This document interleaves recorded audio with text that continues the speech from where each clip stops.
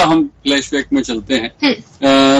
Bharatiya Janata party का राष्ट्रीय राजनीति में जब उदय हुआ था तो देश के 3 प्रदेशों जो हिंदी भाषी प्रदेश हैं, छत्तीसगढ़, राजस्थान, मध्य प्रदेश और गुजरात से हुआ था। और उसके बाद में भारतीय जनता पार्टी राष्ट्रीय प्रदेश पर एक बड़े दल के रूप में उभर करके आई और वहीं से भाजपा का बोला जी बेसिक जो भाजपा का है वो जो हिंदी भाषी राज्य है वहां से हुआ है। लेकिन पिछले यदि हम चुनाव को देखें तो पिछले चुनाव में भारतीय जनता पार्टी इन तीनों राज्यों में हार गई थी और सबसे बड़ी जीत यदि कांग्रेस को कहीं पर मिली थी तो वो जीत मिली थी छत्तीसगढ़ के अंदर में। सबसे बड़ा बहुमत देश में यदि कहीं कांग्रेस को मिला तो छत्तीसगढ़ के अंदर में। और छत्तीसगढ़ के अंदर जो कार्य कांग्रेस ने किया है, कांग्रेस के मुख्यमंत्री भूपेश बघेल ने किया है, उन सारे कार्यों को लेकर के कांग्रेस जो है अन्य प्रदेशों के चुनाव में गई। छत्तीसगढ़ को एक मॉडल के रूप में उन्होंने प्रेस किया, वहां पर यह बताने का प्रयास किया कि देखिए हमने जो जो वादे जनता के साथ में किए थे, हमने किसानों के साथ जो कर्ज माफी का वादा किया उसे तुरंत पूरा किया, हमने युवाओं के साथ जो वादा किया उसे पूरा किया, हमने महिलाओं के साथ जो वादा किया उसे पूरा किया,